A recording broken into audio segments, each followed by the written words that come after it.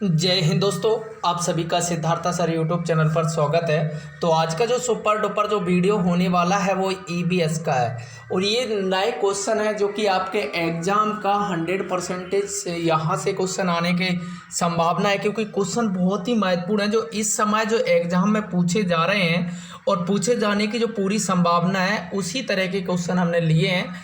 तो वीडियो को आपको अंत तक देखना है, क्योंकि क्वेश्चन आपको लास्ट में स्कोर कार्ड भी शेयर करना है कि आपका कितना है। तो यहाँ से जो न्यू है वो सब्सक्राइब कर लीजिए, बेल बटन दबा दीजिए, अपने दोस्त फ्रेंड को शेयर कर दीजिए। तो चलिए शुरू करते हैं फर्स्ट क्वेश्चन के साथ।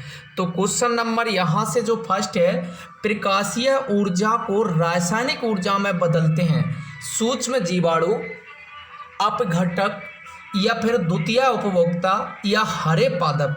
तो यहाँ से आंसर क्या हो जाएगा, जो प्रकाशीय ऊर्जा को रासायनिक ऊर्जा में जो बदलते हैं, जैसे सूर्य से सीधी ऊर्जा लेते हैं और रासायनिक में बदल देते हैं, जो कि ये तो आंसर क्या हो जाएगा, हरे पादप। तो याद रखना यहाँ से 31 का जो आंसर हो जाएगा आपका, याद रखना आंसर हो जाएगा डी। अगला क्वेश्चन यहाँ से, पारिस्थितिक तंत्र के स्वपोषी घटक होते हैं। क्वेश्चन बहुत ही महत्वपूर्ण है, यानी कि आपको जो बताना है कि जो पारिस्थितिक तंत्र के स्वपोषी घटक होते हैं, सूक्ष्म जीवाणु, परभक्षी, पादप, मृतजीवी। तो आंसर यहाँ से क्या हो जाएगा, 32 का आंसर क्या हो जाएगा यहाँ से, तो आंसर जो हो जाएगा आपका सी। तो याद रखना पारिस्थितिकी तंत्र के स्वपोषी यानी कि स्वयं पर निर्भर रहने वाले, तो याद रखना वो पादप होते हैं। याद रखना यहाँ से आंसर क्या हो जाएगा, स्वपोषी, आंसर हो जाएगा सी। अगला क्वेश्चन है, हरे पौधों को पारिस्थितिकी में कहते हैं, बताइए क्या कहते हैं, संप्रेषक, उत्पादक, उपभोक्ता, परावर्तक। तो यहाँ से 33 का जो आंसर हो जाएगा उत्पादक। तो हरे पौधे को क्या कहते हैं, याद रखना उत्पादक कहते हैं। तो देखिए पर्यावरण के लिए ये बहुत ही महत्वपूर्ण जो आज के क्वेश्चन लिए हैं हमने। चलिए क्वेश्चन नंबर 34 है, पारिस्थितिकी के उत्पादक घटक नहीं है, तो बताइए कौन से नहीं है, हरित जीवाणु, हरित शैवाल, झाड़ी या दुधारू गाय। तो 34 का आंसर क्या हो जाएगा, यहाँ से दुधारू गाय को छोड़कर बाकी के सभी पारिस्थितिकी यानी कि पर्यावरण के अंतर्गत। तो यहाँ से आंसर याद रखना है डी, आंसर बहुत ही सिंपल था। क्वेश्चन नंबर 35 है, पारिस्थितिकी के परपोषी घटक नहीं है, बताइए, हरित जीवाणु, गाय, हिरण, शेर। तो आंसर 35 का जो आंसर आपका हो जाएगा क्या हो जाएगा, हरित जीवाणु को छोड़कर बाकी के गाय है, चाहे शेर है या हिरण है, ये एक दूसरे पर क्या है, आश्रित है। तो याद रखना यहाँ से आंसर क्या हो जाएगा, आंसर हो जाएगा ए, जो कि करेक्ट। क्वेश्चन नंबर 36 है, शाकाहारी प्राणी कहलाते हैं, बताइए, उत्पादक, प्राथमिक उपभोक्ता, द्वितीयक उपभोक्ता, तृतीयक। तो आंसर 36 का बहुत ही सिंपल बन जाता है, शाकाहारी यानी कि ये क्या होते हैं, प्राथमिक। मतलब कि देखो अगर यहाँ से मांसाहारी हो जाते तो द्वितीयक हो जाते, क्योंकि ये शाकाहारियों को खाते हैं। तो आंसर यहाँ से जो आपका बन जाएगा प्राथमिक। और तृतीयक कब होते, जब इसको ये खाते हैं। तो आंसर यहाँ से क्या बन जाता, तृतीयक। क्वेश्चन नंबर 37 है, कुत्ता किस वर्ग में आता है, प्राथमिक उपभोक्ता, द्वितीयक उपभोक्ता, तृतीयक या उत्पादक। तो 37 का बहुत ही सिंपल, द्वितीयक, क्योंकि कुत्ता देखो अगर मांस वगैरह भी खाता है, इसलिए क्या आ जाता है, द्वितीयक में भी आ जाता है। तो यहां से जो आंसर आपका हो जाएगा वो क्या आंसर हो जाएगा, बी आंसर हो जाएगा करेक्ट। क्वेश्चन नंबर 38 है, सर्वाहारी जंतु किस वर्ग में आते हैं, उत्पादक, प्राथमिक उपभोक्ता, द्वितीयक, तृतीयक। तो आंसर क्या हो जाएगा, 38 का जो आंसर आपका हो जाएगा, जो सर्वाहारी यानी कि जो सब कुछ खाते हैं वो द्वितीयक में हो जाता है। क्या हो जाता है, ये जो सर्वाहारी में जो आ जाते हैं वो क्या हो जाता है, द्वितीयक उपभोक्ता को सर्वाहारी भी कहते हैं। तो याद रखना यहाँ से क्वेश्चन बन जाता है, मांसाहारी को भी द्वितीयक कहते हैं और सर्वाहारी को भी कहते हैं। तो याद रखना जैसे कि कुत्ता है, देखो दोनों चीजें खाता है, तो ऐसे ही यानी कि आंसर क्या हो जाएगा, यहाँ से सी आंसर हो जाएगा करेक्ट। क्वेश्चन नंबर है आपका 39, तृतीयक उपभोक्ता है, बताइए, हाथी, गेंडा, शुतुरमुर्ग, बाज। तो यहाँ से 39 का जो आंसर हो जाएगा बाज। अब देखो ये कैसे हो जाता है, देखो बाज देखो मांस वाले को भी खाता है, तो आंसर यहां से क्या हो जाएगा, ये द्वितीयक उपभोक्ता को भी खाता है, तो आंसर क्या हो जाएगा यहां से डी आंसर हो जाएगा करेक्ट। क्वेश्चन नंबर यहां से 40 है, शेर किस वर्ग में सम्मिलित है, सर्वाहारी, उत्पादक, द्वितीयक, तृतीयक। बहुत ही सिंपल सा आंसर बन जाता है, जो शेर है वो किस वर्ग में आता है ये आपको बताना था। तो शेर है ये तृतीयक में आता है, ये मान ली देखो ये मांस तो खाता ही है, और इसके अलावा नॉर्मल सी जो द्वितीयक उपभोक्ता की, यानी कि ये द्वितीयक उपभोक्ता को और तृतीयक के भी अंतर्गत, मतलब ये प्राथमिक की भी कुछ चीज़ें खाता है, इसलिए इसको किस में माना गया है, तृतीयक उपभोक्ता में माना गया है।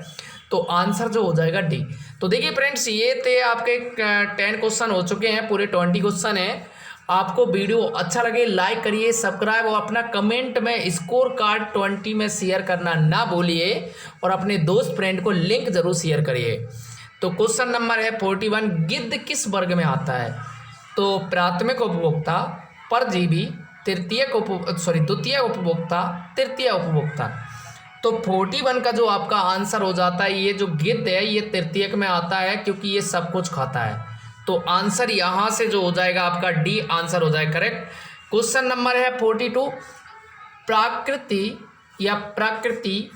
का सफाई कर्मी कहा जाता है, केंचुआ, गिद्ध, शुतुरमुर्ग, बाज। तो आंसर याद रखना यहां से क्या हो जाएगा, जो प्रकृति का सफाई कर्मी जो कहा जाता है वो गिद्ध को कहा जाता है। तो याद रखना ये बहुत ही आपको नया एक क्वेश्चन मिला होगा, तो याद रखना आंसर हो जाएगा बी जो कि करेक्ट। 43 क्वेश्चन है, सामंजरक उपभोक्ता की श्रेणी में सम्मिलित है।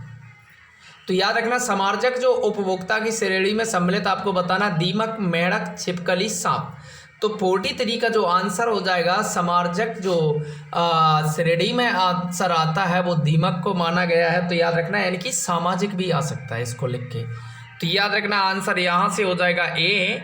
क्वेश्चन नंबर 44 है, अपघटक जीवों का उदाहरण है, शैवाल, प्लांकटन, कवक, मेंढक। तो 44 का आपका जो आंसर हो जाएगा कवक। तो याद रखना अपघटक जीवों का जो उदाहरण माना गया है वो क्या हो जाएगा, कवक।